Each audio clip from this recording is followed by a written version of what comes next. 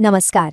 आज हम बात करने वाले हैं उस एक बड़े सवाल के बारे में जो देश के करोड़ों किसानों के मन में है।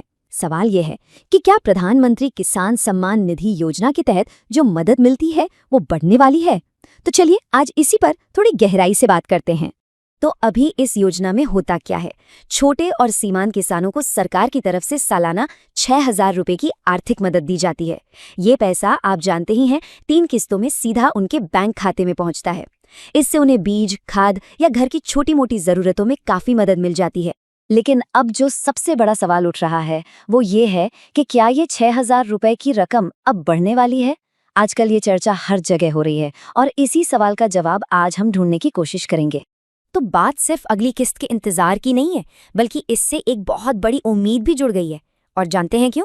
क्योंकि सबकी नजरें अब आने वाले केंद्रीय बजट पर टिकी हुई हैं। ऐसा लग रहा है कि शायद कोई बड़ा ऐलान हो सकता है। देखिए, ये जो मांग है ये कोई आज की नहीं है, ये किसान काफी लंबे समय से कर रहे हैं। वजह भी साफ है। एक तो महंगाई बढ़ रही है, ऊपर से खेती का खर्चा भी लगातार बढ़ रहा है। बीज महंगे हो गए हैं, खाद के दाम बढ़ गए हैं। तो ऐसे में किसानों को लगता है कि ये सम्मान निधि की रकम भी अब बढ़नी ही चाहिए। अच्छा, चलिए अब सिर्फ अटकलों पर नहीं, कुछ ठोस बातों पर भी गौर करते हैं। सरकार जिस तरह से पैसा खर्च कर रही है और जो बजट बना रही है, उससे हमें कुछ बहुत जरूरी इशारे मिल रहे हैं। ये इशारे इस सवाल का जवाब देने में हमारी मदद कर सकते हैं। आप खुद देखिए, सरकार इस योजना के लिए लगातार बजट बढ़ा रही है।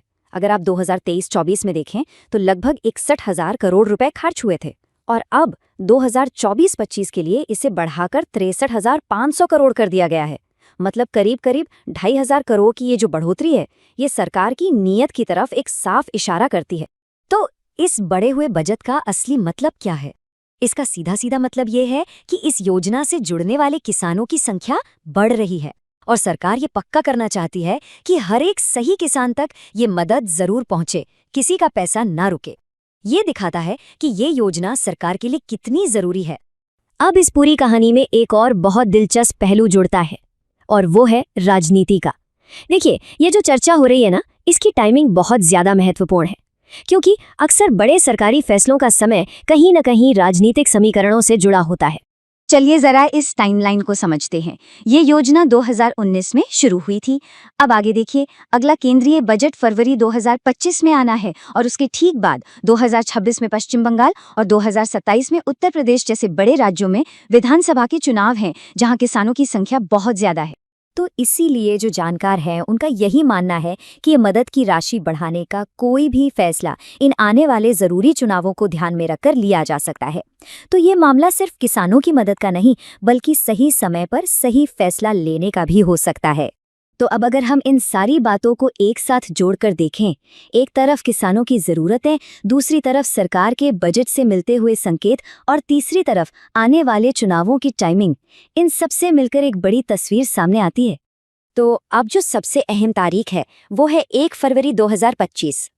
इस दिन वित्त मंत्री निर्मला सीतारमण जब केंद्रीय बजट पेश करेंगी तो देश के करोड़ों किसानों की निगाहें इसी बात पर होंगी कि क्या उनके लिए इस पिटारे से कोई बड़ा तोहफा निकलता है या नहीं। तो आखिर में सवाल वही है कि क्या ये उम्मीदें हकीकत में बदलेंगी? क्या सरकार किसानों के लिए ये रकम बढ़ाने का एक ऐतिहासिक फैसला लेगी जिससे गांवों की अर्थव्यवस्था को भी एक नई ताकत मिल सके? खैर, इसका पक्का जवाब तो हमें बजट वाले दिन ही मिलेगा। वीडियो देखने के लिए आपका बहुत बहुत धन्यवाद। अगर आप एक फ्री NSDL ID लेना चाहते हैं तो नीचे URL दिया हुआ है और इस वीडियो के डिस्क्रिप्शन में भी आपको एक लिंक मिल जाएगा। उस लिंक पर क्लिक करके आप बहुत ही आसानी से बिल्कुल फ्री में NSDL की ID के लिए आवेदन कर सकते हैं।